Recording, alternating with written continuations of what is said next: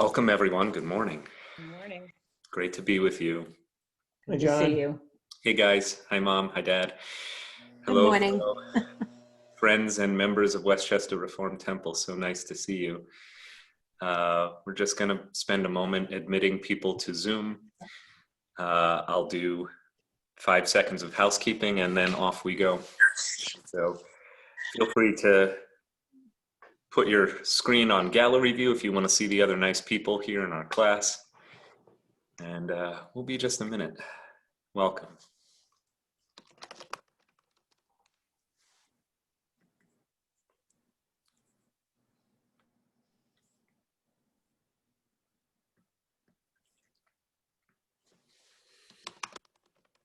Jonathan, thank you for all your nice messages. You're welcome. How are you? We're hanging in there. Okay. Blood sugar every 2 hours. We're getting there. Okay. Well, dealing with a diagnosis like the one you've got, it's going to be a big adjustment, but well, We're getting there. I'm learning. yeah, it's a learning curve. You're in my thoughts. Thank you. You and Bob both. We appreciate it. Of course. Just one more moment. We're gonna get started. I want to make sure that I have my proper materials up on screen so that we can quickly screen share without too much difficulty today. So one more moment, please.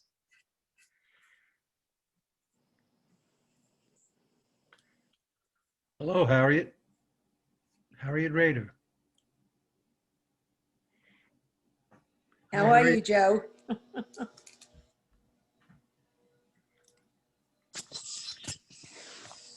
Nice to see so many familiar faces today.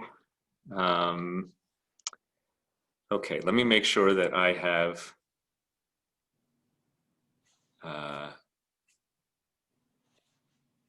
all the right. Okay, I've got all of my text on screen. I also just want to make sure. Nope, I've got one more that I want to put up on screen, and then I should be ready to go.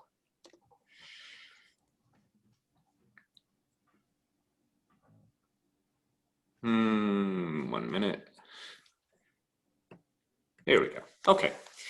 I have a few different source sheets that we're going to be working off of today, so thank you for your patience. I appreciate it. And one more administrative headache here. My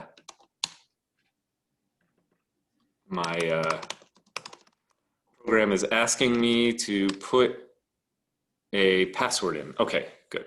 Now we're good. About 20 different tabs open. Okay, friends. The bunch of people in the waiting room. Good, we have a nice group today. I hope that the administrative challenges from last week of links that weren't working and emails that were being sent out for 10:15 p.m. instead of a.m. have all been resolved. I made sure that our administrative staff was aware of the challenges, and I'm hoping that they were all resolved successfully. Obviously, if you're here in class with me, your problems were resolved. If you are not here, then you're not hearing me say this. I'm grateful to join you. I've taken the liberty of muting you. My usual housekeeping is that this class is being recorded and will be uploaded to YouTube for the benefit of those who either, those who want to watch again, those who weren't able to watch in real time, and those who have a truly bad case of insomnia. It's good for all three of those conditions. So we are going to bless and dive right into Mishna Berakhot, chapter 7. Please join me. Baruch Ata Adonai Eloheinu melech haolam asher kidshanu b'mitzvotav v'tzivanu la'asok b'divrei Torah. Today is kind of, if Mishna Berakhot being comprised of 9 chapters is like a baseball game, then here we are in the 7th inning. Time to stretch, and also kind of the time when you can see how the game is going to end, maybe. But there might be a few surprises in the last few innings. So we're actually nearing the end of Mishna Berakhot, which has been our singular focus of study since we endeavored to learn some Mishnah beginning in the summer. So good for us. We're here at Mishnah chapter 7 of Berachot. And once we reach the end of that, our class will keep going at least until mid-December. And then we'll be on hiatus for a little bit.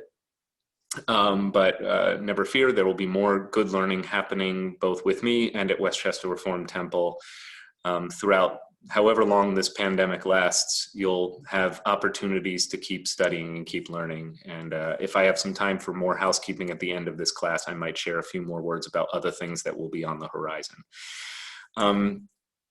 So last week we studied the entirety of Mishna Berakhot chapter 6.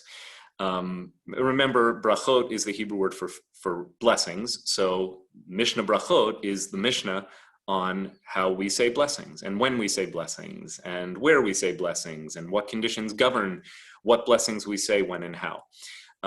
We began with probably the signature blessing or declaration in the Jewish faith, which is Shema and all of the surrounding prayers for Shema. We moved from there to the Tefillah, which is really the essential prayer of the Jewish prayer service. And then finally, we undertook to look at a couple of the inserts for the Tefillah. And now we're not talking about prayers that are recited in the context of one of the daily prayer services, but rather the prayers that are associated with food. And last week, we began to look at the way in which Judaism, or the rabbinic tradition, views the act of saying blessings associated with food. And we noticed that the governing principle appears to be that one blesses in accordance with the specific kind of food that one is eating. So the food stuff itself, the element of taste and nutrition that creates both the life-sustaining act of eating and the sensory pleasure of eating, is given a blessing uniquely suited, or I would say distinctly suited to a quality of the food. Usually the blessing affirms the relationship between the food and God. Or if you don't feel as comfortable using the God language, you could say the relationship between the food and its source is what governs the blessing that is associated with that food before you eat it. If that doesn't make sense, I'm trying to speak a little bit in the general or the abstract. Let me give an application. When one eats an apple, one says, Baruch atah Adonai Eloheinu melech haolam, blessed are you Adonai, source of life in the universe. Borei peri ha'etz, creator of the fruit of the tree. So you are acknowledging the source of the apple. The apple is a fruit that grows from a tree. The tree is a divine creation. You thank God for creating the fruit of the tree. Similarly, when you enjoy a potato, a food that grows in the ground, the blessing is Borei Pri Ha'adama. There are special blessings for bread and wine, and we spent quite some time last week exploring the unique properties of bread and wine and why perhaps the blessings for bread and wine are distinct from the blessings from the tree and the earth. Because in a sense, a grapevine is a kind of tree, and grain, which is made into bread, is a fruit of the earth. But both bread and wine have unique properties and, I would say, unique functions. And as a number of you, I think, artfully pointed out last week, bread and wine also require a certain degree of human ingenuity and handicraft, labor, to bring to the form that we can enjoy them, right? So I don't know about you, but I don't tend to munch on unprocessed wheat stalks. That's not delicious, nor is it particularly good for your digestive system. But bread is an incredible product, actually becomes the staff of life, or is understood as the essence of a meal.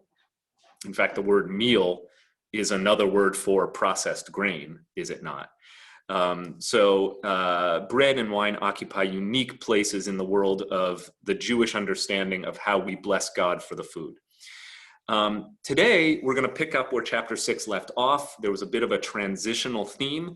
And at the beginning of chapter 7, you can see we are now not talking about the blessing or the blessings that are recited before eating, but rather what you are supposed to say after you eat.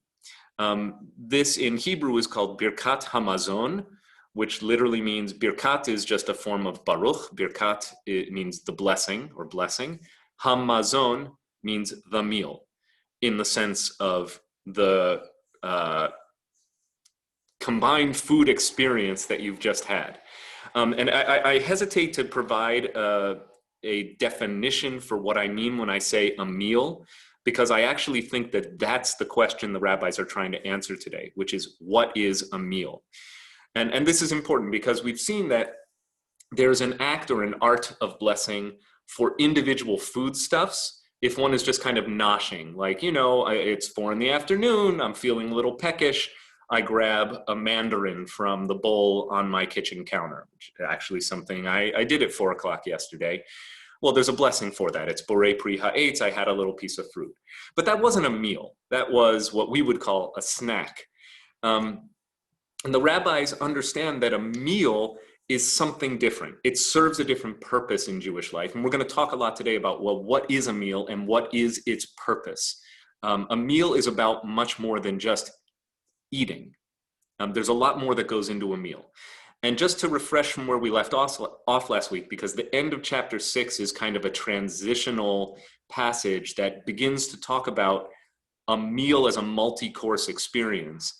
We talked about the blessings over the parperet, which is the same word for appetizer and dessert. So think of it as like the small course that comes before the main event, the main dish, and then the parperet that comes after the main dish. We would call dessert. Or if it's a really long meal, maybe it's the intermezzo, little sorbet course, right? And what acts of blessing govern, or what governs the act of blessing around a multi-course food experience that we think of as a meal. So maybe a meal is simply that. It's a multi-course food experience. But we're going to see today, through the regulations associated with Birkat Ha-Mazon, that maybe a meal is about more than just the courses that are served and the food that is eaten. And that is where we pick up today.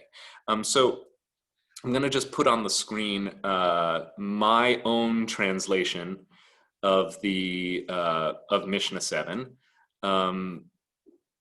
Is that readable for everyone? Yeah, it's not being blocked. Okay, good.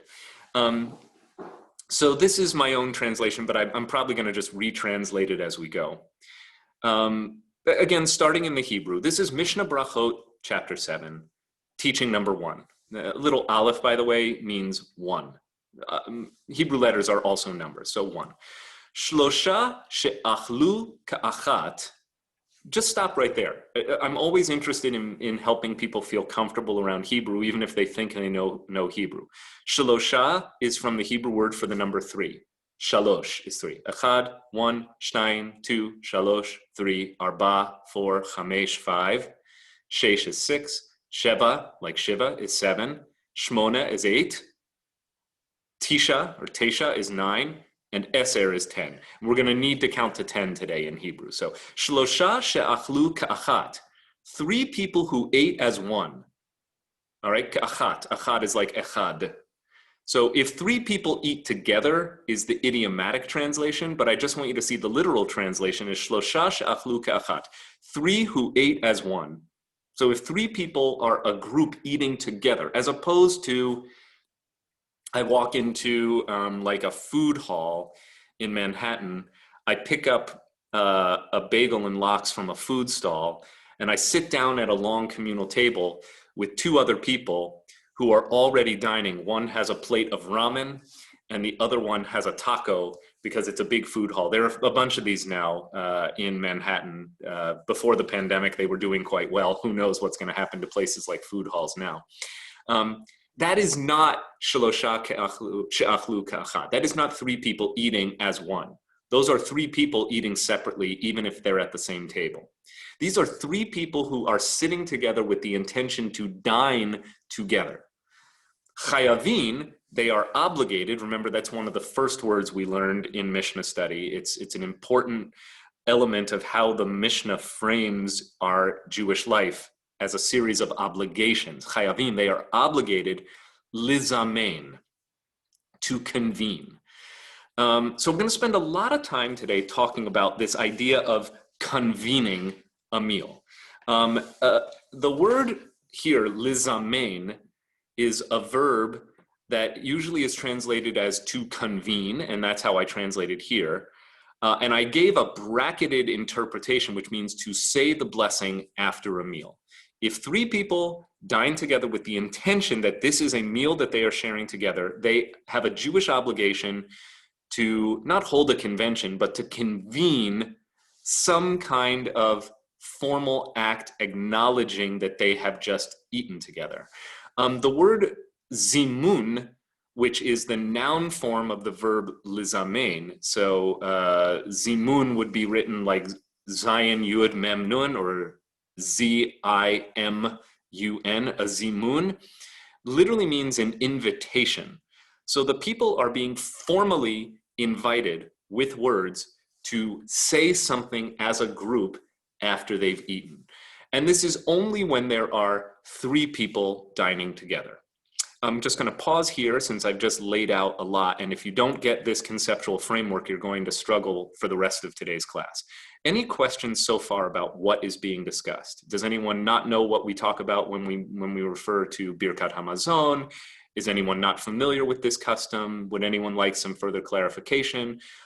And, or would anyone like to contribute your own comment or understanding to what's the deal with having to say Birkat Ha-Mazon with three people? Does one person not count? Do two people not count? What's going on here? Why three? In order to answer the question, you can unmute yourself, or I see, Audrey, you have a physical hand up, but you might just be playing with your iPhone. I can't hear you because you're muted. Okay. Good. Does it have to be at least three people? Can it be more than three people? Yes, and we're going to read that in the next line. Let's read a little bit more because I think that the questions will still be relevant after two more lines of text. Thank you for teeing us up. Let's see. We're not gonna get that until Mishnah 3, so hold off on that. But the answer is yes, it is three or more, Okay. but it changes according to the metric system on factors of 10. So there's something you do when you have three or more. There's something that you have to do if you have 10 or more. There's something you get to do if you have, I think it's 100 or more. And then there's something separate for 1,000. And then there are 10,000 and even more than 10,000. I mean, I think it's going to be a long time before we have meals with more than 10,000 people together again. Just guessing that the pandemic may have changed that option, but yes, so we'll get there. Other thoughts on what the significance is here with group dining?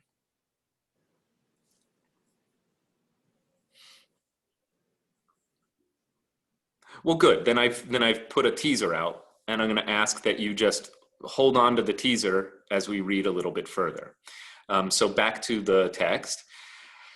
If one ate food which may not have been tithed, in other words, it's in biblical and early rabbinic life and society, the understanding is that all of the food you eat, whether it is vegetable produce or animal protein or some other edible substance, a couple of things have to have happened to it before it is suitable for Jewish consumption. One, it has to have been tithed. In other words, you take your crops, you take your produce, and 1/10 of it is given back. In biblical times, the tithe was an offering to the priest at the Holy Temple, or it was an offering to God through the priest at the Holy Temple. In the absence of a temple, and remember, we spent quite some time at the end of last week's class on this, that so much of rabbinic literature is a spiritual response to the catastrophe of losing the temple, the priesthood, the ancient religious cult, and reconstituting Judaism in the wake of that calamity. So produce still had to be properly tithed, but this was a tax on foodstuffs intended to feed the poor for the most part. So the produce and the other foods had to be properly tithed. It had to be kosher to begin with. If we're talking about, obviously none of these rules apply if you're dining on treif. And thirdly, the food has to have been slaughtered if it is meat in the kosher way. So that's a subset of kosher, right? Kosher is really a twofold designation. There are animals which are acceptable for eating and animals which are not acceptable for eating. Steak from a cow is kosher. Pork loin is not kosher because the animal itself is not kosher. But not every steak is a kosher steak. For a steak to be kosher, not only must it come from a cow, it also has to have come from a cow that was slaughtered according to the laws of kashrut, or specifically the laws of shchita, which are the laws of slaughter. A kosher butcher or slaughterer is called a shochet. The laws of slaughter are called shchita. It's the same root. So if one ate food which may not have been tithed, in other words, if its status as tithed produce is in doubt or is dubious, then it is not going to, you'll see. Or the first tithe from which teruma, which is produce consecrated for priestly consumption, had been taken, or the second tithe or hekdesh, items pledged for sacred use that had been redeemed. These are all conditions, and I'm just going to skip to, because this is an if clause, right? So what is the conclusion? One must convene with them.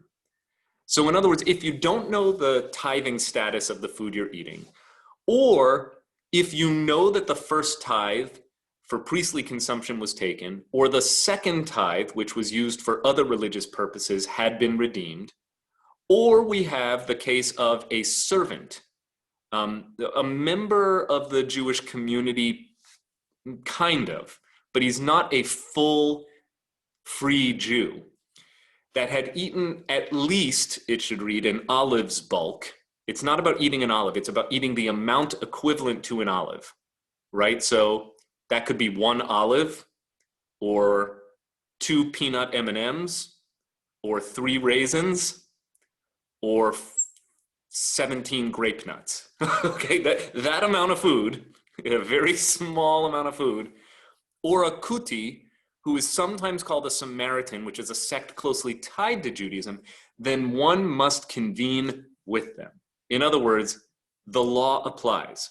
In any of these cases, if the status of the food, if the status of what you are about to eat with respect to its tithing is unknown or in doubt, or if it is known and in fact the produce has been tithed and redeemed, or if you are dining with somebody who is not a full member of the Jewish community, but who is a slave, or the word servant probably meant a slave, or if the person with whom you are dining, or persons, are Samaritans who were Jew-ish in the rabbinic understanding. In all of these cases, you nevertheless are still obligated to convene the blessing after the meal.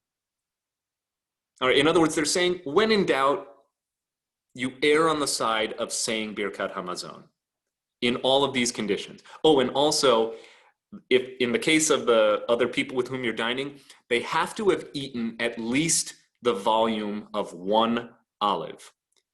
That is a very small amount of food to warrant a Birkat Ha-Mazon. I don't know about you, but I do say Birkat Ha-Mazon. I do not say it after every single meal.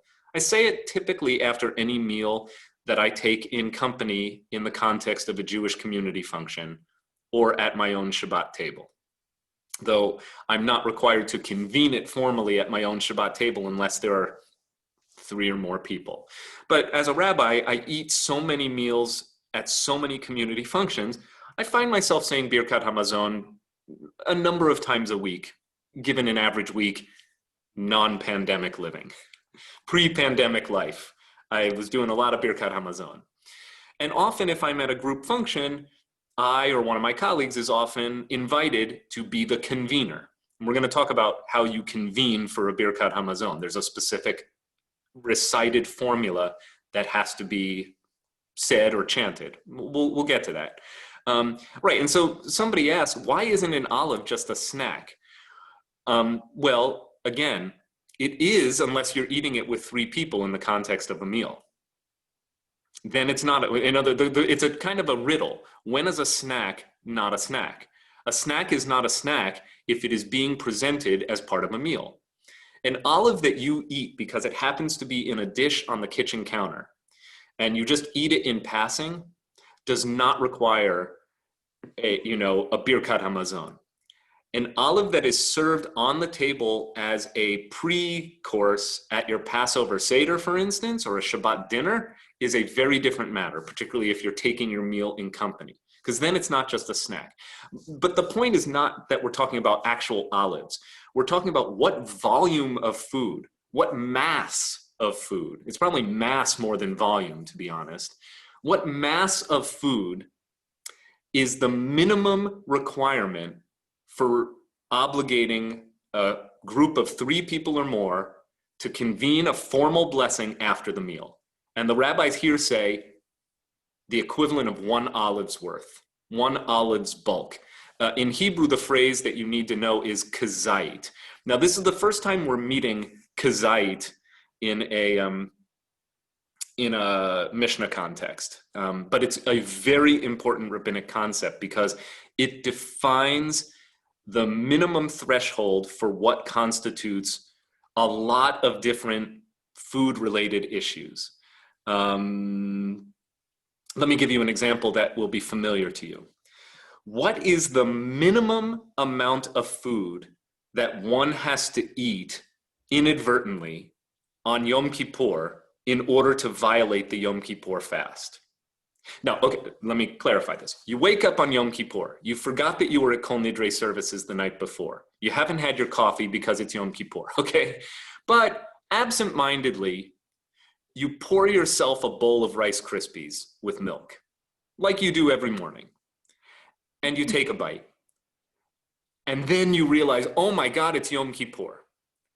Now, that kind of a violation in the rabbinic imagination made a person culpable for a sacrificial offering or a sin offering, which of course would not be an actual sacrifice. It would have been a confession, right? You have to admit that you did something wrong. What is the minimum amount of Rice Krispies with milk that you would have to have eaten inadvertently in order to be considered culpable for violating the Yom Kippur fast? I've given you the answer. What's the answer? 1 olive's worth. 1 olive's worth. The 1 olive's bulk, or the mass of 1 olive. We're going to meet, by the way, along the way today, a different standard, a different threshold. So of course there's a debate around this. The standard ends up being an olive's worth, but somebody else comes along and proposes a different standard. So just remember, keep in mind how much food is the equivalent of an olive. And if you were to ask me, well, do you mean a Seragnolo olive or a Kalamata olive? That's a klutz kasha, and I will kick you out of the academy for that. So you remember that from 2 weeks ago. That's the kind of question, just stop. That's one level of detail too far, though. I wouldn't put it past the ancient rabbis to ask, well, what kind of olives? Okay, do we mean a green olive or the color of the olive doesn't matter, it's the size. Everybody can visualize how big an olive is. It's about that big. It's about the size of my eyeball. It's not big. It's not even, my eyeball is bigger than most olives. Okay, I'm down a rabbit hole we don't need to be in today. Here we go. So just looking back at our text, because we will actually get through most of this chapter today, halavai. But if one ate untithed produce, in other words, the produce hasn't gone through the proper tithing procedure, or the first tithe from which truma had not been taken. If you ate tithe produce, but they forgot to take the priestly offering out as a donation, or if you ate from the second tithe or food that had been specially sanctified for a religious purpose, but not redeemed. In other words, it was dedicated, but not redeemed, meaning this is food that you shouldn't be really eating in the first place, or it's the case of a servant or a slave who ate less than an olive's bulk, or a Gentile, a person who's definitely not Jewish. In any of these scenarios, you don't recite a formal Birkat Ha-Mazon. So it's not that you can't eat that produce, it's that eating the untithed or the not the dubiously tithed, but the produce that had not been redeemed from its originally intended consecrated purpose, or you're eating with Gentiles, I'm eating a meal with my friends Brian Chu and James Chen, who are not Jews, then I don't say a Birkat Ha-Mazon afterward. This is a specific Jewish act for Jewish communities, where a community is 3 people who are together specifically for the purpose of eating a meal. Okay, we're going to pause for some thoughts, questions, and comments. Judy, you have your hand up, so you're first, please. Just unmute yourself. Ivan. Or Ivan. I don't mean to say that I understand, but I have a question. After the fall of the Second Temple, somewhere around 72 or 74, who is this Mishnah intended to? How many rabbis could understand? And what about all the simple, poor people eating 3, wanting to eat with a friend? I don't get it. Yeah, okay, you're not alone. I think that that's a really hard question to answer because nobody really knows. So I'll say a few general comments about it because I think it's really important just to wrap our heads around exactly what is this literature, who wrote it, and for whom was it intended, when and why. Right, so I have stipulated that we should relate to Mishnah as a work that is functionally and by design a product of the destruction of the temple and a response to the destruction of Jewish sovereignty, that is to say political sovereignty. Of course, Jewish political sovereignty had been eroded for centuries, and particularly when the Romans came in the 1st century BCE. Ever since then, Judea had been a vassal state as part of the larger Roman Empire. It was ruled by Roman puppet governors. So political sovereignty was not really the thing that the rabbis are lamenting the end of, right? What the rabbis are really lamenting the end of is all of the institutions of the religion, which was state religion, right? Jewish sovereignty wasn't just a political phenomenon, it was a religious phenomenon.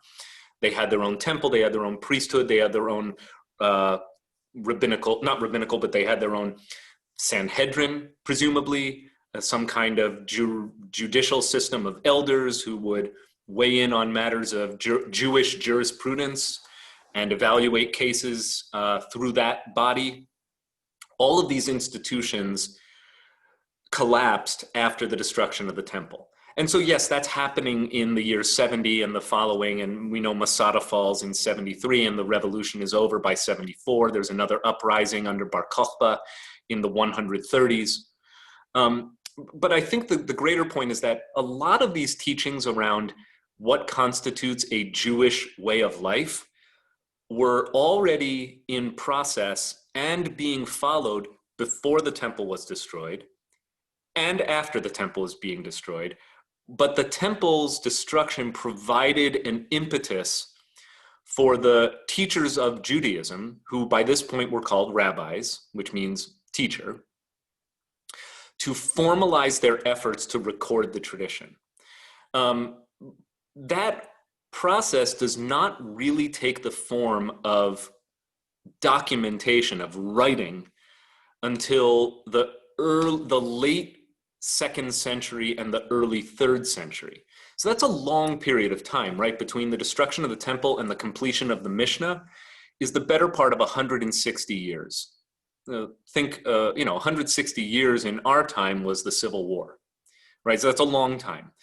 Over those 160 years, the intervening years between the destruction of the temple and the completion of the literature we're looking at, 5 recognized generations of rabbis and disciples have come and gone. So by the time the Mishnah is completed, we are in what is called the 5th generation of the rabbinic community. And 5 generations is a long time for a tradition to develop of rabbis who are master teachers training their disciples. This corroborates, I believe, my view that the Mishnah is a book by rabbis for rabbis. It is a book by Judaism's intellectual and religious elite, the highest of which was called the Nasi, which literally means the prince, but who was probably the designated representative or liaison of the Jewish community to the Roman Empire, which was the governing power. So the chief rabbi of each of these generational communities also had a political office, a political function where he was the interlocutor with Rome. And what you see is a kind of accruing or gathering of political authority combined with religious authority in the early rabbinic community. So that by the time you have 5 generations of rabbis teaching their disciples, it has become clear that the rabbis are now the de facto leaders of the Jewish community. They speak for what the Jews are concerned about, how the Jews are going to live, how they are going to preserve their way of life, even under the heel of Roman rule, and how they are going to preserve a kind of independent spiritual religious tradition, which we now know is not just about what you do in synagogue. The Jewish tradition now pertains to every aspect of life. That's the whole point of the Mishnah, is to make it clear that being Jewish is not only what you do in shul, it's what you do every minute of your life. So that, Ivan, no, this doesn't happen overnight. But, the stories that we have and the texts that we are able to explore suggest to us that political and religious authority gradually transferred from the hereditary priesthood and the temple cult to the teachers of the Jewish tradition, whose chief commitment was to preserving Judaism and transmitting it to a new generation of teachers. And each generation of teachers is larger than the last. We still have to assume, though, that the vast majority of the people who were affected by these rulings were not actually reading the Mishnah. They would turn to their rabbis, and the rabbis would tell them what to do. So most of this was still orally transmitted and communicated. Even the act of prayer, and we've talked about this, was largely an act of repetition and memorization by a largely illiterate population. So we're talking about the elite, the religious elite, the political elite, the intellectual elite, all one class of people known as the rabbis. And it is not a hereditary leadership class. For the first time in Jewish memory, it will transfer from a hereditary priestly leadership class to a meritocracy of learning, which it still is today, right? And I'll leave you with one last point. The rabbis developed the formulas that are designated for declaring that a person has fulfilled all the requirements for rabbinical ordination. This is spelled out in the Talmud. And only 4 words designate that a person is now duly ordained a rabbi. They are the same 4 words that are on my smicha, my parchment certificate of ordination that's hanging in my office. It says, Yoreh Yoreh Yadin Yadin. It's a very famous formula in the Talmud. It means, may this one teach, he may teach. May this one adjudicate, Yadin, from din, judgment, this one may judge. And that's it. Yoreh Yoreh. Is this person qualified to be a teacher of Jewish law and Jewish practice? Yes. Is this person qualified to adjudicate matters of Jewish law and practice? Yadin, he is. That's it. That is the definition of rabbi in the ancient Commonwealth, right? A person who could teach, a person who was authorized to teach Jewish law and practice and adjudicate matters of Jewish law and practice, and nothing else. Everything else that rabbis do is largely a function of syncretism and evolution. Rabbis weren't even paid professionals until the late 19th century in most communities of the world. America being a little bit different. But even in America, rabbi was not a paying job until 150 years ago. Okay. Steve Maskett, question, comment. So I found this conversation fascinating because I was thinking about what you had said about why 3 and Ivan's question, who is this for? Who counts in the 3? Now we talked about who doesn't count in that first Mishnah, but do kids count? Do women count in the rabbinic? No. Right. So the thought that it's and 3 is, there are 3 patriarchs, there are 3 parts of the Torah, Tanakh. And it seems like it might be for when rabbis get together to study. or when, you know, and it really is kind of a limited circumstance when actually 3 people would eat together. Right. Yeah, it's very interesting. You know, 1 is a person alone, 2 is a couple, but 3, this could be a meal now. Remember, I began with the kind of tantalizing notion that what we were really here to do today is to figure out what is a meal. And now you notice we're not talking about the specific source or characteristics of the food we're eating. What we're really talking about is what is the context in which the food is being taken and by whom. And it seems as if kind of like summarizing here and therefore reducing the level of detail, which can be unhelpful in some cases, but I think helpful in this case. There seems to be, I think, an underlying presupposition that a meal is when 3 Jewish people who are adult males, meaning 13 years or older, of bar mitzvah age or older, deliberately decide that they are taking a meal together, as opposed to just noshing each on their own. There has to be an intention to dine together. Let's read on a little bit, because I think this will come a little bit clearer as we proceed through Mishnah chapter 7. And so, Steve, your question about the status of people who are not adult males is defined further here. Women, slaves, and children, one cannot convene with them, period. And that's, by the way, okay, again, I'm asking you not to approach this text with a kind of attitude of judgment, but simply to recall that this is totally consistent with everything else we've studied heretofore. How much is needed to be eaten in order to convene, at least in olives volume or bulk? Rabbi Yehuda, there he is again. Rabbi Yehuda, we've met him many times before in Mishnah. He often is the one who says, I have a different opinion. He must have been a real nudnik.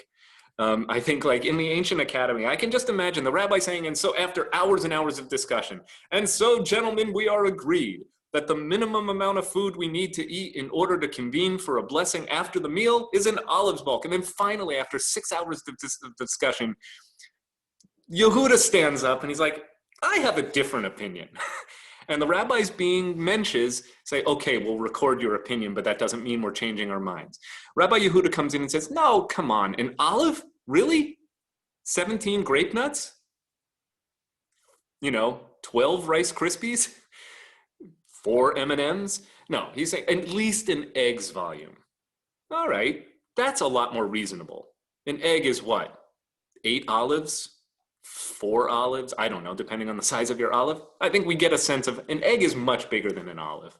An egg actually can hold you for a while. You eat a hard-boiled egg and you're good to go for at least 2.5 hours, I think. An olive, you're good for the next 12 seconds.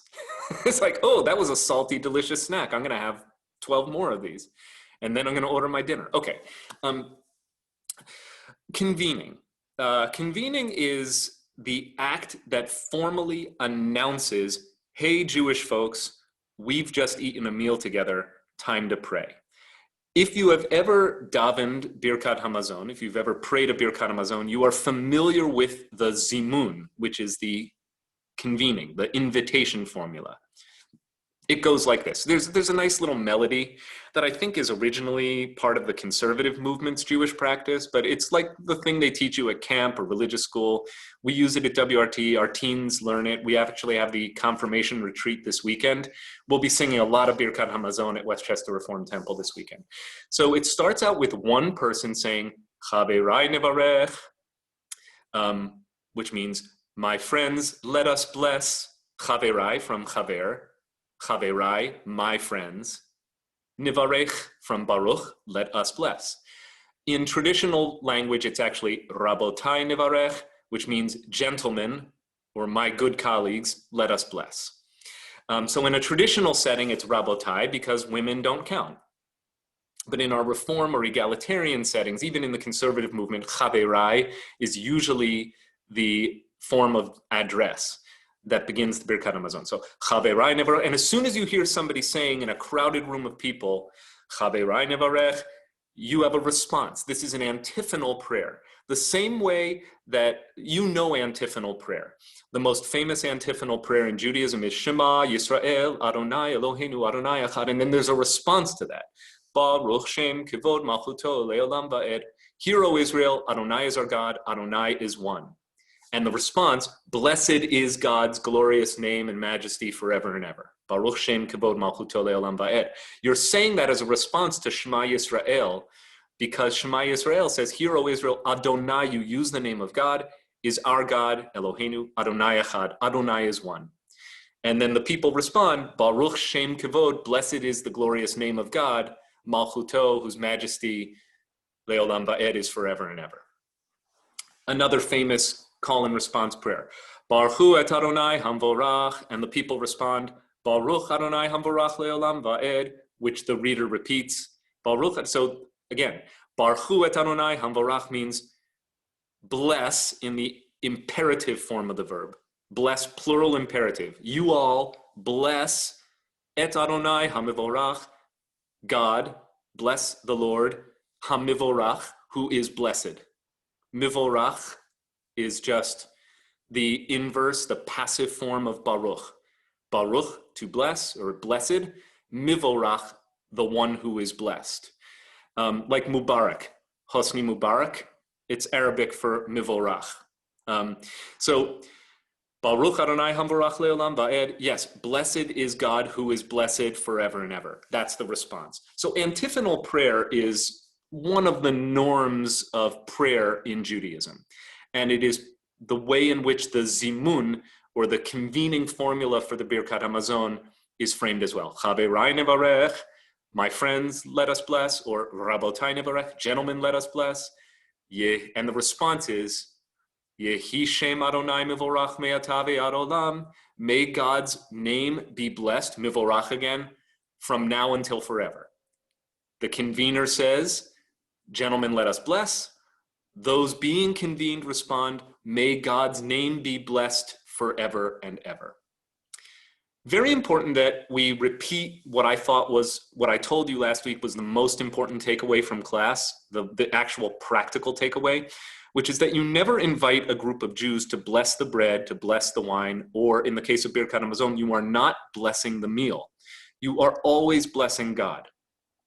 Never bless the substance.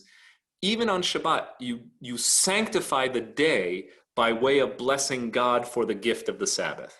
The formula is always Baruch Atah, blessed are you, Adonai, God, for, fill in the blank on the thing for which you are thanking God. Thank you, God, for the fruit of the tree. Thank you, God, for the Sabbath day and its holiness. Thank you, God, for the prophets who gave us a Torah of truth. That's what you say, or gave us teachings of truth. That's what you say after the Haftarah, right? Uvin v'eh ha'emet v'tzedek. Thank you, God, for the prophets of truth and righteousness.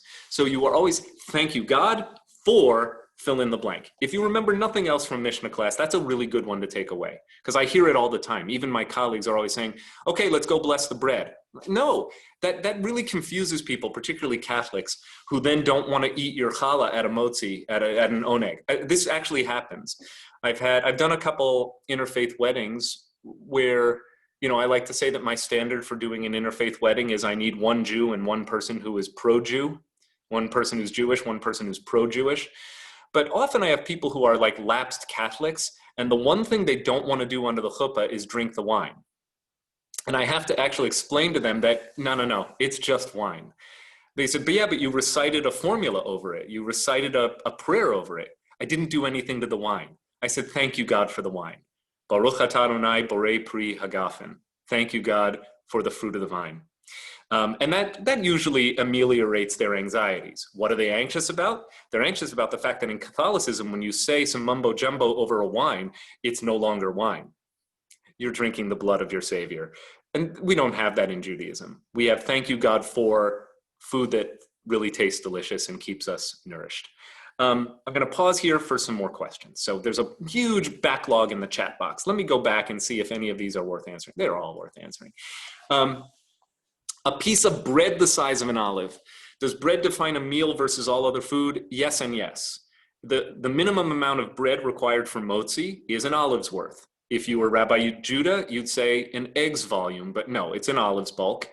And bread becomes the stand-in for the meal itself.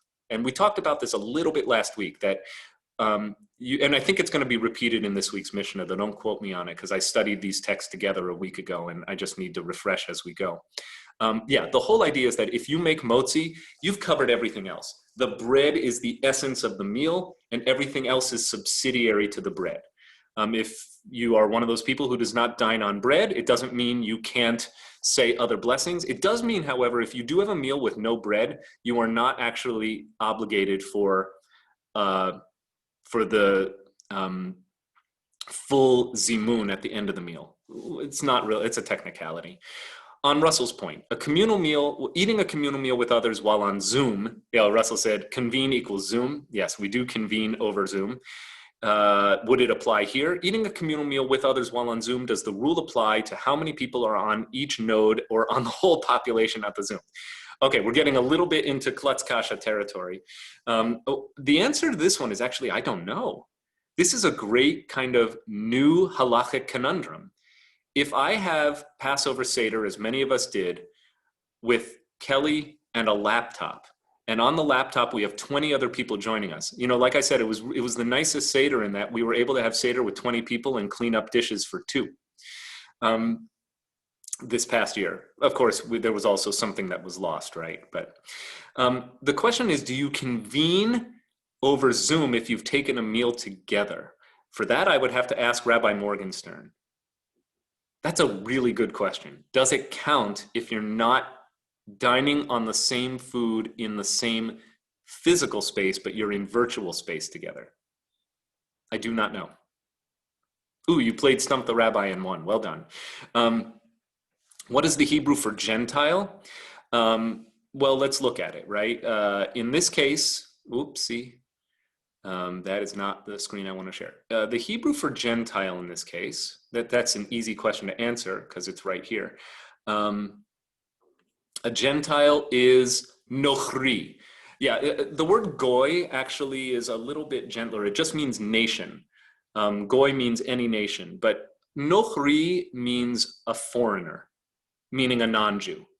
So I think Gentile is still the right translation, but I've highlighted the word for us, nochri, from the Hebrew nechar.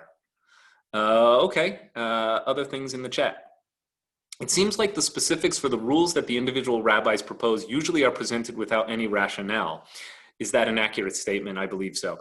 Why is no rationale offered? Is it because there is no value to recording this level of detail, or is it because the rationale offered is simply what we call common sense? I actually think that the answer is a third possibility, which is that the rabbis assume a high degree of familiarity with these practices, and they presume or they assume that the people understood why we were doing them. Now, I could be wrong on that.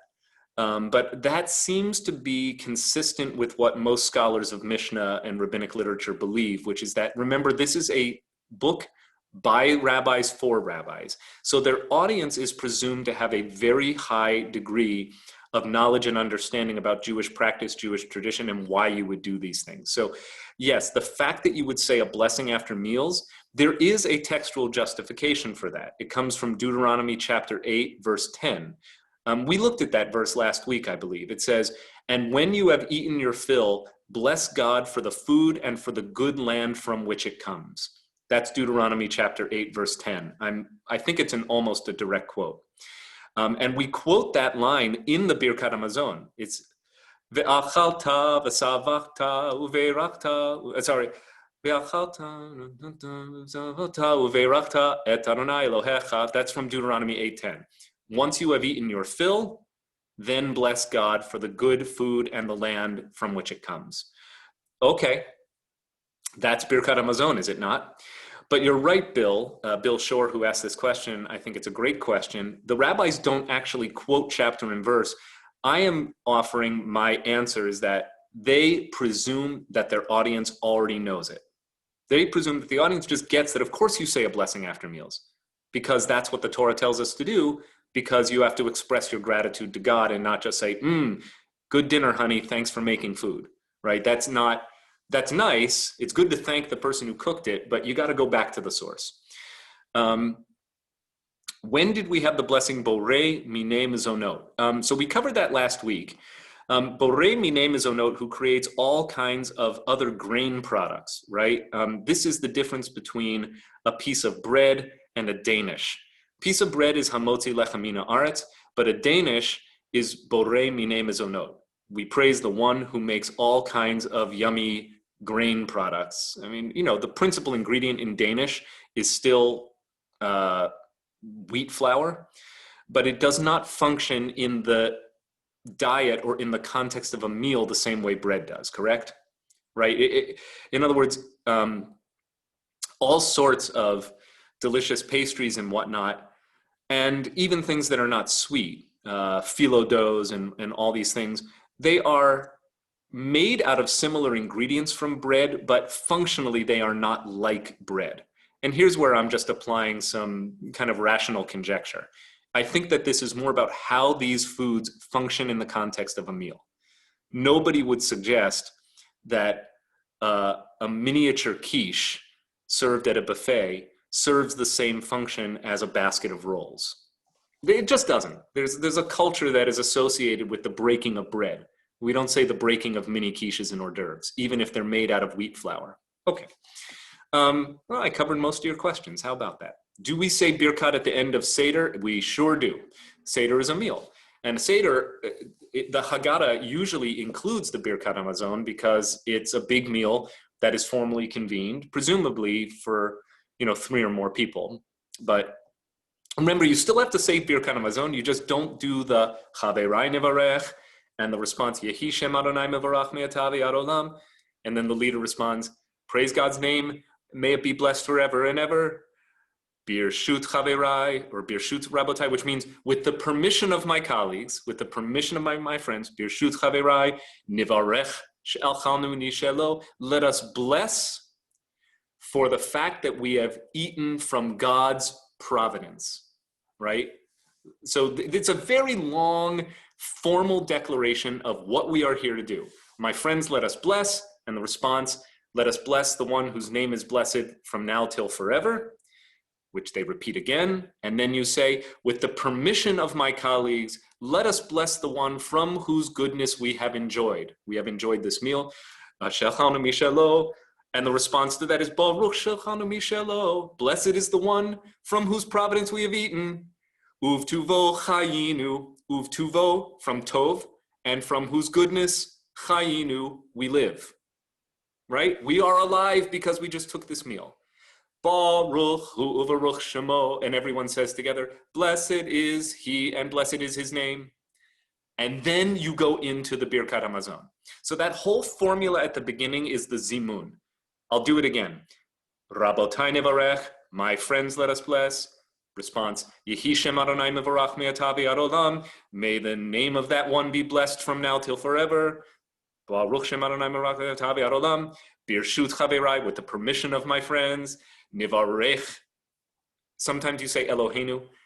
Nivarech Shelchanu Nishelo, let us bless the one from whose providence we have enjoyed, or all things flow.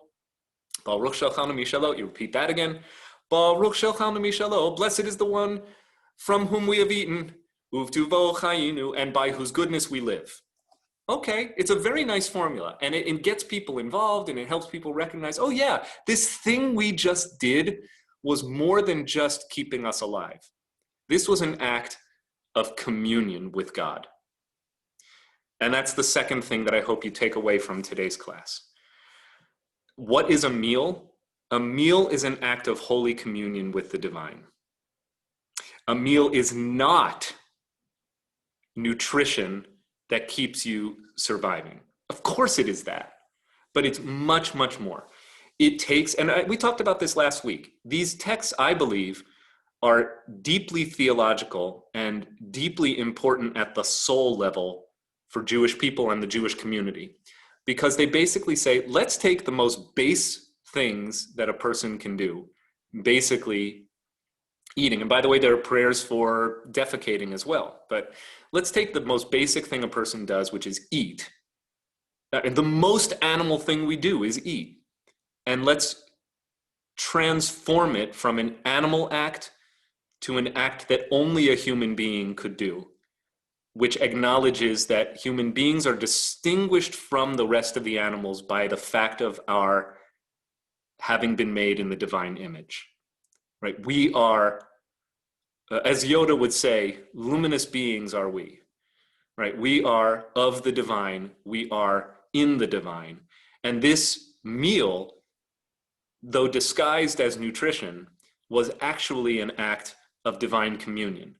And if that does not warrant 10 minutes of your gratitude, then I don't know what does. I mean, now I'm kind of just extrapolating from what I think the underlying theological import of Birkat Ha-Mazon is. It's like, could you shut up and be thankful for 5 minutes, 3 minutes if you daven quickly, that you've just participated in an act of divine communion and sustenance, and by the way, you're alive because of what you just did. It is extraordinary. It's one of the reasons I love Judaism, is the way in which it takes the mundane and presents the mundane as an opportunity for sanctification, for divine communion. How do you know God? You don't have to go up to some mountaintop and have like a religious experience, 1,000 miles from your home in the wilderness. Just have dinner. That's how you know God. Michelle, your hand is up. Two things briefly. The first is that I'm noting that this convening is 3 people, not our 10 that we use for other types of prayer. Yes. The other point is that it is also the rules as we've laid them out, or as the Mishnah has laid them out, is also reinforces the Havdel, which is the difference between the Jews and everybody else. And so it also keeps us separate. Beautiful. Thank you. Yeah, I focused more on, I think, the universalistic spiritual dimension of Birkat Ha-Mazon. I think you are correct to point out as well, there is a particularistic dimension to this as well that celebrates or acknowledges the uniqueness of being part of a Jewish people, a Jewish community, and that it does provide boundaries that allow for who's in and who's out. And therefore, eating was an act not only of communion with the divine, but of communion with the Jewish people. It was an act of reinforcing who is a Jew and who is not a Jew. And by the way, kashrut does that quite strongly. I mean, one of the reasons that I think Christianity was eager to kick kosher laws to the curb, one was because they had a problem with their audience. Most of the audience that adopted Christianity in its early generations were not Jews, but were pagans, were Gentiles, who did not have the kind of dietary restrictions in their culture that Jews had long been familiar with. I mean, we're going back centuries and centuries of Torah practice before the rabbis institutionalized what kashrut means. So eating for the Jew is also an act of self-definition by reason of exclusion. I think you framed it quite aptly. Good. Okay. My dad asked a good question in the chat box. If you want to say it out loud, your hand is up, so you can do that. You've been using the word communion quite frequently. So, of course, it brings up the Christian notion of communion, which is, later said to be, I guess, transubstantiation. But I'm wondering, when did communion become a ritual in Christianity, vis-a-vis, the codification of the Mishnah and this kind of communion? So what's interesting is that scholars of Christianity in particular, and scholars of ancient religions, have noted that many ancient cults in the Near East and throughout the Mediterranean world had practices that involved eating the god, baking foods into shapes that looked like a cow or an eagle, and partaking of that food as a symbolic way of ingesting the powers of the god or gods into one's body, and thereby taking on those divine properties. So it is probably more likely that Christianity derives its own particular communion and transubstantiation practices from an early substrate of Gentile pagan practice and belief. Now, having said that, the fact that it had already become common practice in Judaism to sanctify meals with blessings, thereby acknowledging the divine provenance and providence of the food that one was eating, probably aided the Christian norms around wafer and wine, blood and body of Christ. So I don't see it as directly parent tradition. I view it more as a sibling tradition. The Jews actually went in the other way. They took these Gentile customs around eating substances, and the Jews were actually very attentive to say, you're not eating the God. You are thanking God for the food that you eat, which is proof positive of divine providence. In Christianity, remember, Christianity's PR challenge was that the Jews, by and large, did not accept Christianity. It is true that Jesus' initial disciples were all Jews, that Jesus himself was a Jew.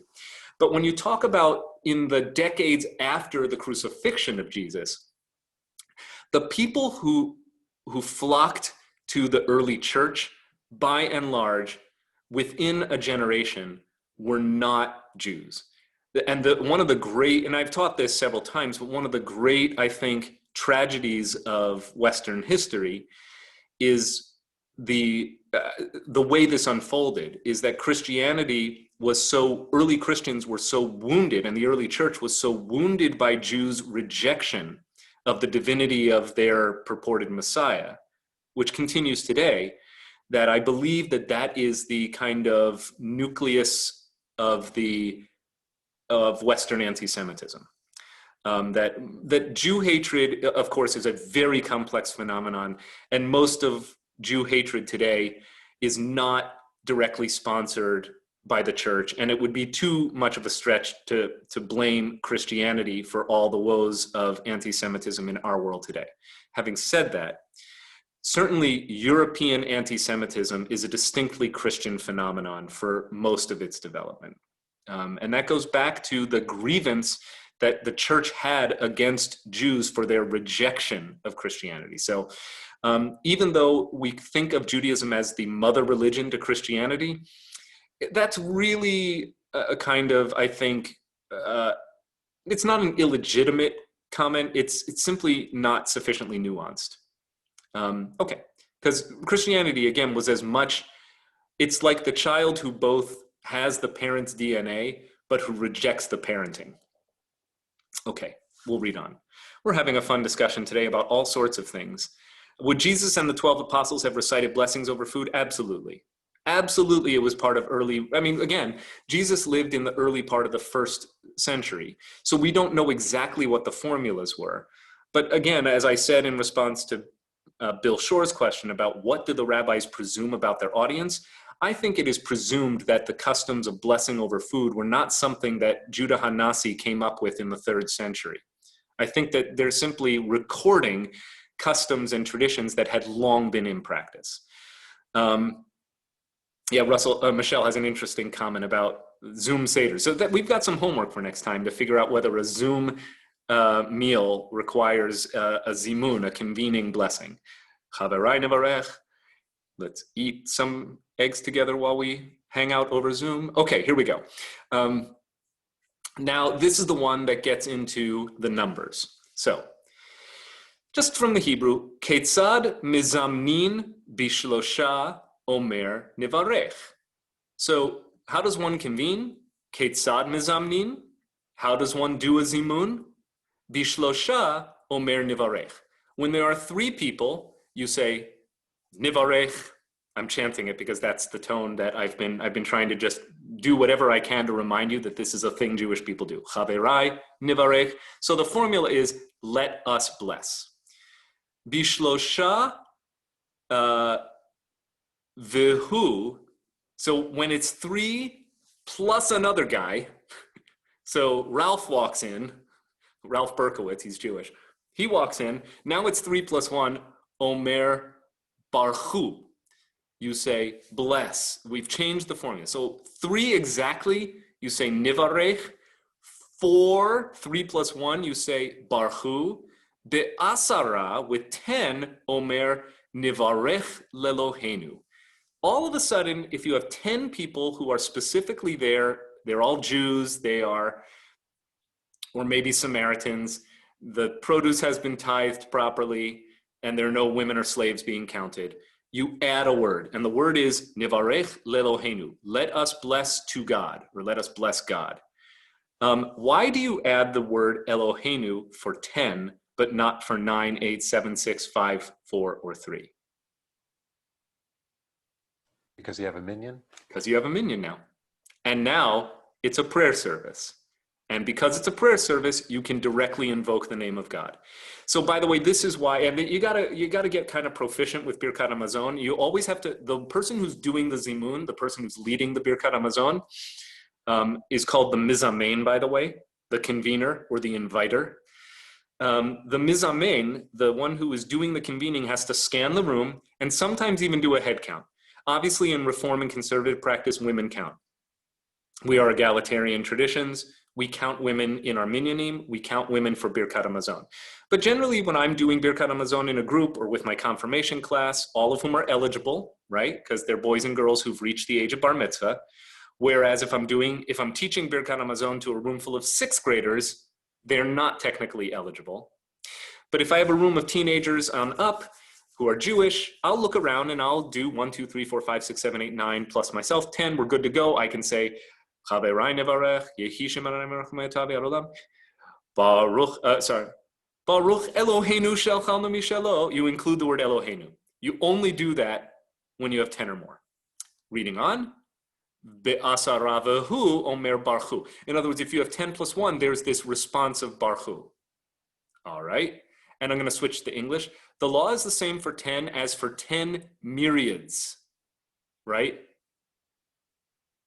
So in other words, you include Eloheinu whether you have 10 or a million. You always say Eloheinu 10 on up. When there are 100, however, you say let us bless, but if you have 101, there's this additional barchu. When there are 1,000, the formula changes again. The formula changes to, where is that? Be'elef, elef is 1,000. Be'elef omer nivarech ladonai Eloheinu Elohei Yisrael. Bless our God, the God, let us bless God, our God, God of Israel. I have never said Birkat Ha-Mazon with 1,000 Jewish people, but that would be pretty cool. Usually at conventions with 1,000 and more, unfortunately, they're like APAC, 18,000 people, but we don't take our meals in an organized way. It's a buffet, and it's not convened because you're picking up your own food and you're dining together by yourself. However, there are Jewish events that feature 1,000 people where there's a formal Birkat Ha-Mazon, and you get to do this special formula, let us bless our God, God of Israel. And when there's 1,000 plus 1, there's a barchu response. When there are 10,000, you say, let us bless God, our God, God of Israel, God of the legions, who dwells above the cherubim, the carved insignias of magical beasts on the ancient throne of the divine, for the food that we have eaten. When there are 10,000 plus 1, you respond barchu with the call-in response. In the manner that one blessed, they respond after him. Blessed is God, our God, God of Israel, God of the legions, who dwells above the cherubim, for the food that we have eaten. So this is a highly hypothetical scenario of what you do if you have a formally convened meal for 10,001 Jews or more. Again, I regret that I'm teaching this in the middle of a pandemic, because I'm just having, if I had a hard time seeing this last February, I really have a hard time visualizing a scenario where this is going to come up. Don't ask me if it ever did come up. It's just interesting that the rabbis have this theoretical language around what to do if it does come up. Surely the rabbis were not familiar with the application of this practice. So why include it? That's actually not a rhetorical question. Why would you include this kind of elaborate, florid formula for invitation for 10,001 Jews or more?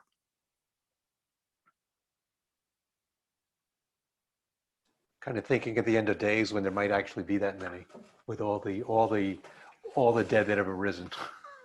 Yeah, maybe. maybe this is an eschatological or a messianic kind of prayer. That's it. What to do? Yeah, If you speak want again, to- Ivan. I just didn't hear you. Yes, I'm sorry. Well, again, I'm going back to the revolts and what have you. It's conceivable, and I'm not talking about Williamsburg yesterday or the day before, but I'm talking about perhaps when you go to war in ancient times, when you convene the tens of thousands of people that you can muster in your revolt, maybe this was one way to including a blessing of God for victory. That's really nice. And by the way, that's really interesting that of all the ways you could refer to God, and there are dozens and dozens and dozens of epithets for God in the Hebrew Bible and the rabbinic tradition, the one they choose in part is Elohei Tzevaot, or Elohei HaTzevaot, literally God of the armies. That's really nice, Ivan. I've never observed that before, but I think that that would be one conceivable context in which 10,001 Jews might be dining together. Of course, in the rabbinic world, not going to happen, because the Jews were not only stripped of their sovereignty, but also of their military.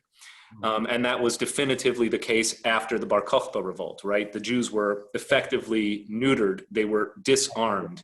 They were not allowed to muster in these numbers. So I think that both you and Steve are hitting on something, that there's an aspirational, to say the least, or even messianic dimension to this prayer. And yet it does bespeak what matters to the rabbis. And also remember, getting back to kind of like the organizing question for today's study, what is the function of a meal? And here's where the rabbis again get to lean into that unspoken but implied question.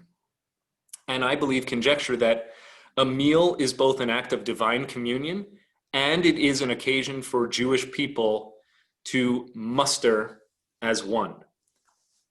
Right? And remember, it begins with the premise of three who eat k'achat, as one. When three people are eating together, they become one. And by the way, I'm convinced that the world would be a better place if we could take more meals together. And I don't just mean during a pandemic. When I work with my clergy team and we do our annual retreat, we had to do our retreat over Zoom. So again, I don't know if we do Birkat Ha-Mazon. I'm fascinated by that question, but I have a retreat facilitator who comes to work with us. And I said to him, hey, Jim, do you have any recommendations of where we should go as a clergy team out to dinner after a hard day's work, talking about all the challenges of being spiritual leaders and working as a team and collaborating and having different views of Jewish life, and how do we negotiate our differences, all the things that retreats are designed to do. He said, well, I usually recommend going to a restaurant where you can share food. It was a fascinating comment. This was over 10 years ago. He said, so go out for Middle Eastern, Greek, or Chinese, because you are forced to dip your pita in the same hummus, and it fosters collaboration and communion, was his word. And if you're trying to create a sense of unity of purpose, you could do a whole lot worse than to break bread with people who may not be like you, by the way. So that's just my little food for thought, pun intended, for today. Along comes Rabbi Yossi the Galilean. He makes a cameo in the Seder, I believe. And he says, according to the size of the assembly do they bless. And again, we're not talking about how good the food was. We're not talking about blessing now being primarily about what you're eating, but rather with whom you are eating and how many. So according to the size of the assembly, they bless. We know this by now. He's just summarizing the precept. The precept is the formula for blessing corresponds to the numbers. As it says, in assemblies, bless God from the fountain of Israel. That's a biblical quote from Psalms 68, verse 27. That says right here where I've highlighted, Psalms, Tehillim, Samechet 68, Kaf Zayin, 27. So if you look up Psalms 68, 27, you find this verse that says, in the assemblies, bless God from the fountain of Israel.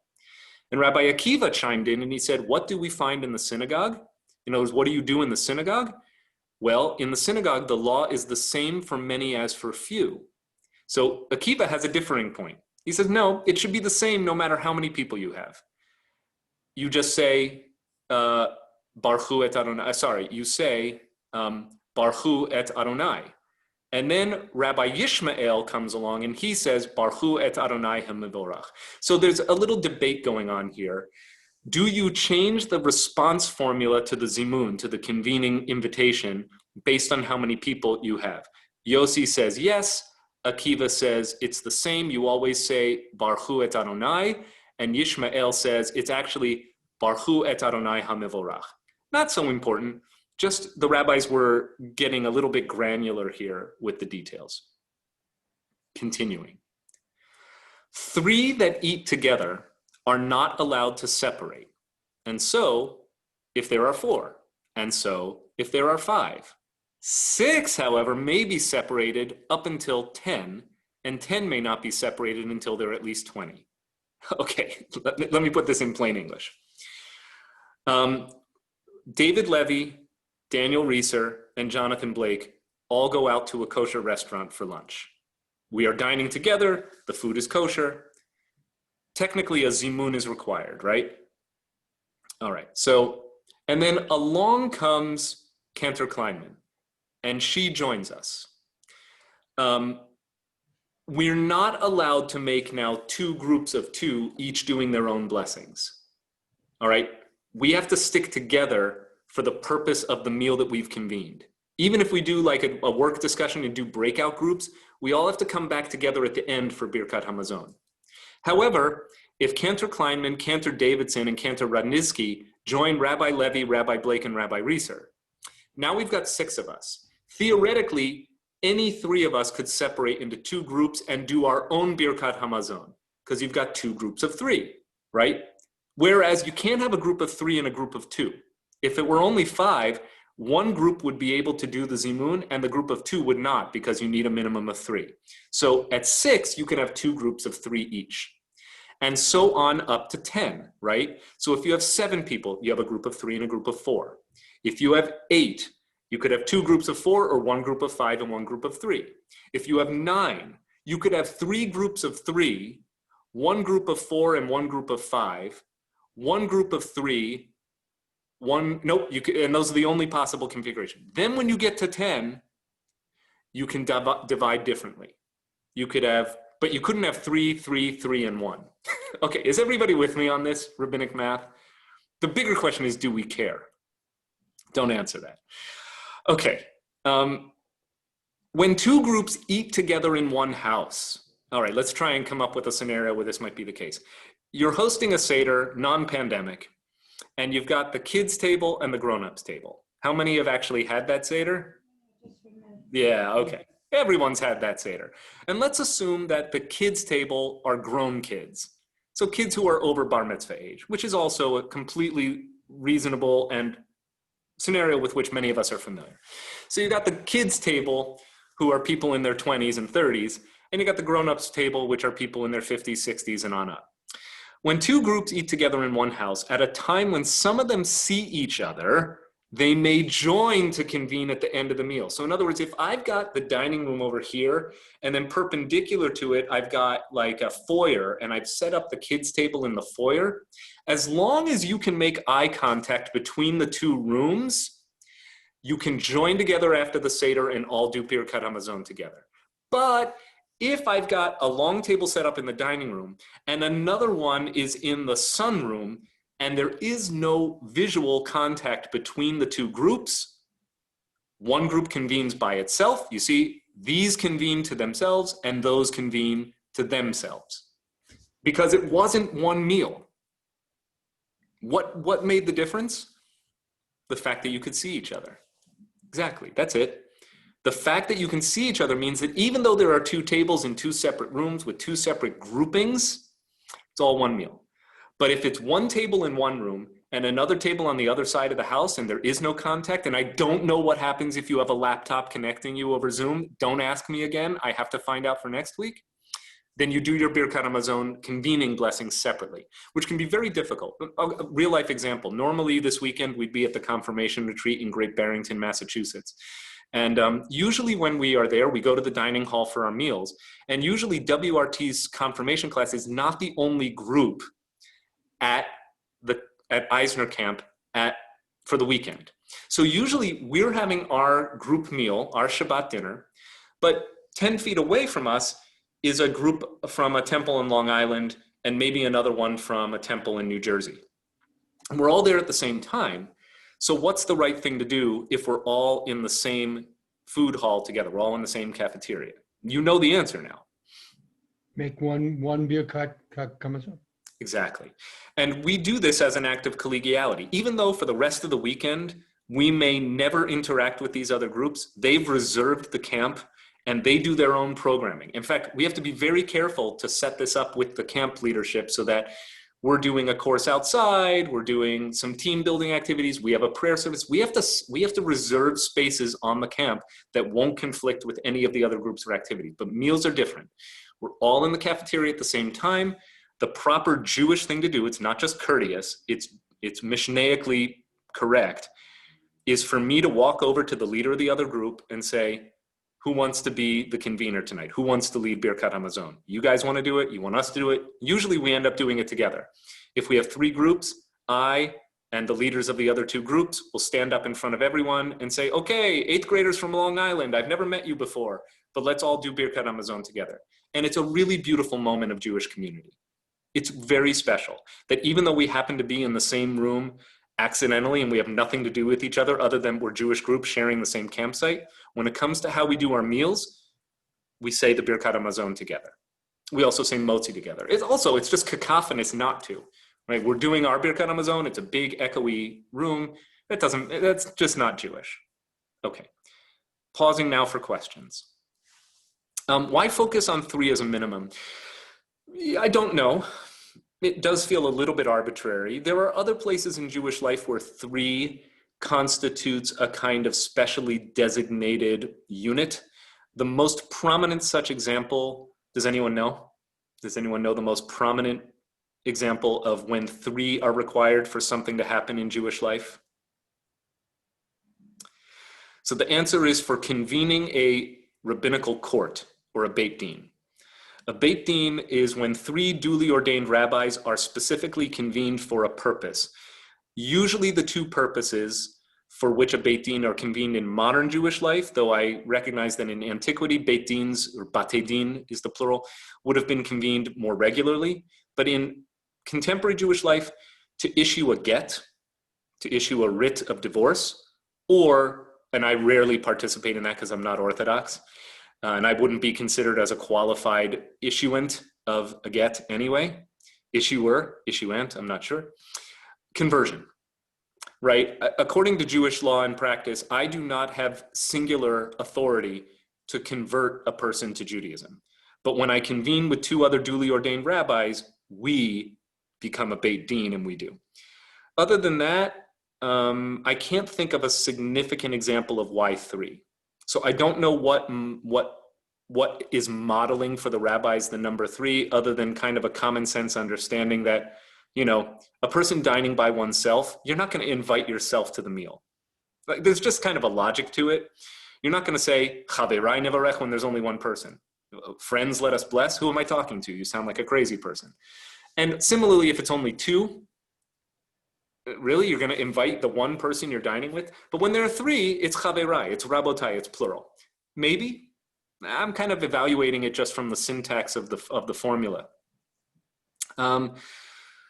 Did women eating together have to recite the Birkat? The answer is no. In WW, I don't know what that means, other than World War, 3 on a match usually resulted in a sniper killing the 3rd person. In World War in World War II, that must be. That gave the sniper enough chance to see who was illuminated by the match. The Oh, I see. The cigarette got the bullet. Yeah, so maybe there's higher risk in gathering in numbers greater than 2. Okay. Well, it's a risk to get out of bed in the morning, isn't it? Okay, let's see if we can finish this up. I enjoy studying this. I hope you do too. it gets a little bit into the weeds, but that's okay. All right, so the blessing over wine cannot be said until one adds water to it. Now, those of us who are enophiles are cringing right now. It's like, oh no, what are you thinking? In ancient times, wine was a substance that was diluted down to about 5% alcohol. That's approximately like a beer. It's a little bit boozier than a Budweiser, but it's about an average alcohol content of a beer. Today's wines generally fall in the range of 12 to 15%. By the way, the number is creeping up. If you have, for instance, a vintage Bordeaux from the 1960s or 70s, it would be highly unusual for the alcohol by volume to be higher than 12%. But these days, it's actually considered normal winemaking to create wines whose alcohol content is 14.5, 15%, even as high as 15.5%. Dessert wines tend to be even higher, 16, 17, 18 into the 20s. Obviously, hard spirits generally are in the 30s, 40s, or even higher. Cask strength spirits are often served at 50, 60, or even higher percent alcohol by volume. But in ancient times, wine was, and we talked about this, it served a digestive purpose. It was also a way of ensuring that any nasty bacteria that you might be drinking in water are not going to be present because of the purifying effect, at least in terms of the biota of your drink, would be killed by the alcohol. So you would mix wine with water. That was standard practice. Again, wine culture very different then than it is now, according to Rabbi Eliezer. But the sages say, no, you can bless even if the wine is undiluted. Okay, so Rabbi Eliezer is an outlier. He says you don't even say the blessing before you've added your water, but the sages say, no, go ahead, it's still wine. Just a little anthropological, interesting window into wine culture from the ancient world. And that is the end of Mishna Berakhot 7, and we are exactly at 11:45. So before we conclude today, thank you. And I want to ask if you have any remaining questions, or maybe even just a chance to share something that that sparked your imagination or your interest today. Jill Levine, I see your hand up. Why don't you speak first? Joe, your mic is off, so you can address us. I want to be on record as saying that since this coda, that this Mishnah, these translations were written before we all had television and cameras and Zooms, that this has to be incorporated into what we're doing now. And I would say it's acceptable to have a Birkat Ha-Mazon after a Zoom dinner. So I want to be on record as saying I think they would approve of that. All right, I'm going to mention that. I won't quote your name, but I'll say, by the way, Rabbi Morgenstern, when I call Rab Jonathan up later this week, I say, I've got congregants who are very invested in this, and they really think that the halakha, which of course could not have anticipated the kinds of technologies we now use to connect, and not just use, we rely on, right? This is a tool of connection. We're right now. How amazing is this? I couldn't have done this 10 years ago. I'm not grateful that there's a pandemic. I'm grateful that given the fact that there's a pandemic, we can continue to study Torah together. To me, I feel very, very blessed to be doing this in 2020 and not in 2010. So having said that, I'm with you, Joe, but I'm not a posek. I'm not a halachic legal authority. And so the real question is, how do people who do this for a living, so to speak, parse the same texts and laws, and do they arrive at the same conclusion? And part of the challenge is going to be that a lot of the meals that are being discussed are on the Sabbath and holidays when you're not allowed to use electricity, and that's going to be hard to get around. But the concept of, let's just say, a meal on an ordinary day, a Sunday brunch where you're Zooming with friends and you want to say Birkat Ha-Mazon afterward, does a 2 people in one location plus 4 people in another location, or 2 people in another location, equal 4, and therefore permit you to say the Zimun, the convening prayer together? That's the halakhic question. Alan Markowitz, your hand. Yes, can you tell us what the reason is for the short form of Birkat Ha-Mazon and what sections are excluded from that? I can certainly answer off the top of my head the first part of the question. The second one, no, I could go and look. The answer is that it's a reform thing. It's one of those reform things where it's like, gosh, this is a long prayer. And, you know, look, a lot of Reform Judaism was intended to make the tradition more approachable and accessible and less onerous.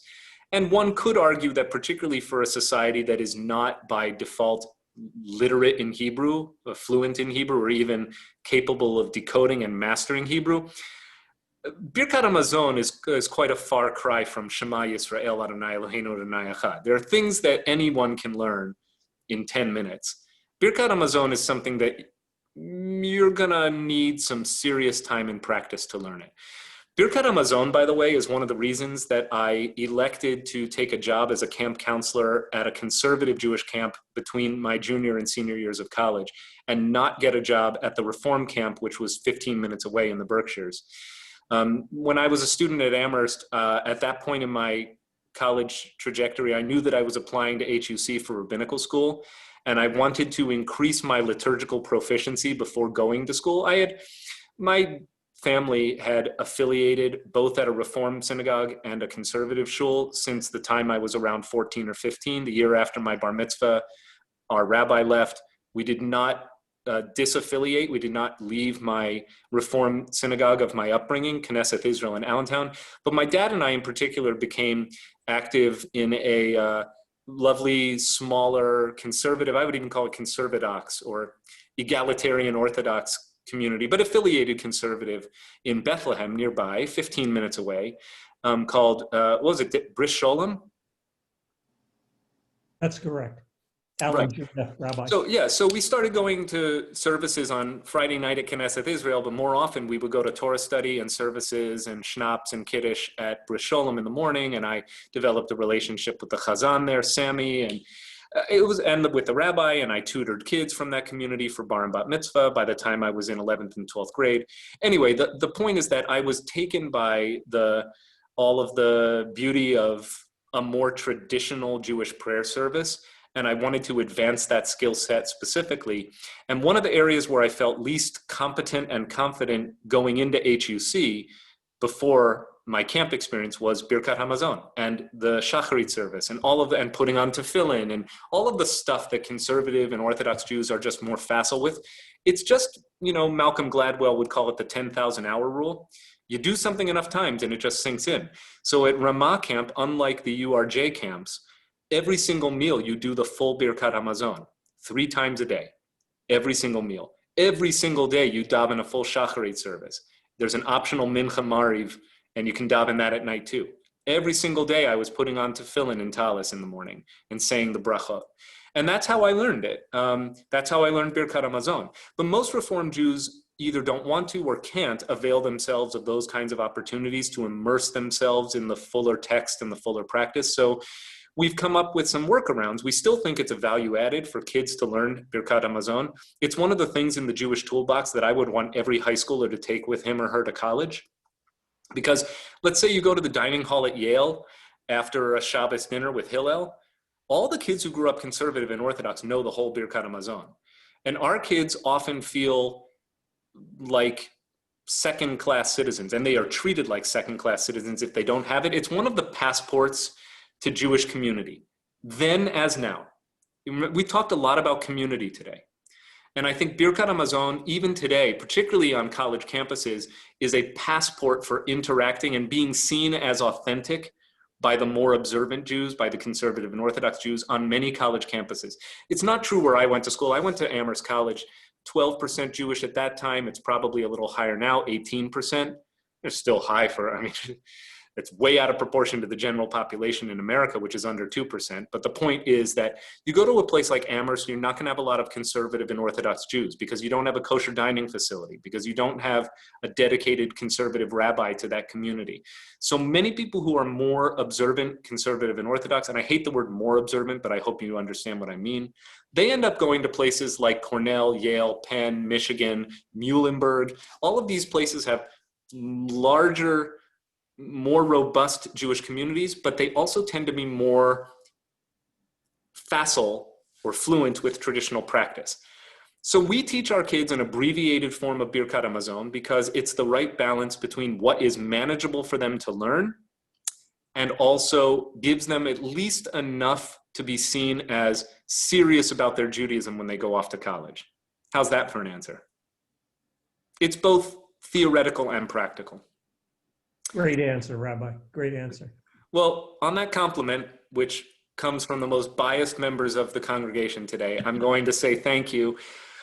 Very briefly, please keep tuning in to all the wonderful things that are happening at WRT, especially tonight. We kick off a collaborative racial justice initiative with a year of learning and exploration, 3 weeks in a row, specifically in October, in partnership with Hadar, the post-denominational New York City-based Jewish yeshiva, and 11 area congregations. And we welcome Eric Ward, who is an extraordinary speaker and thinker on the intersection between racial challenges and anti-Semitism. He addresses us tonight at 7:30. The link is in your Temple e-blast and on the website, or you might have to register for the program so that we, that's a security measure. So I hope to see you tonight at 7:30 for Eric Ward and Race Forward. We've got so much good stuff coming up, including the day after the election. I'll be hosting a forum on what it means for the Jews, both through the lens of domestic policy, Israel policy, and general Jewish concerns. Obviously, I don't know what the outcome of the election is or will be, and we may not know on Sunday, November 8th. I hope we do know. But I look forward to sponsoring a meaningful webinar. Please note that any questions for that webinar need to be submitted in advance. We will not be having open mic morning on that Zoom for reasons that you can probably intuit on your own. But there is a link provided to office@wrtemple.org. If you'd like to submit your election-related Jewish questions in advance, please do so. And stay healthy, stay safe, and I'll see all of you soon. Bye-bye. Thanks. Chris, it's like nice seeing you again. You too. Good to see you, Joe. Be well, everyone. Bye-bye. Bye-bye. Bye.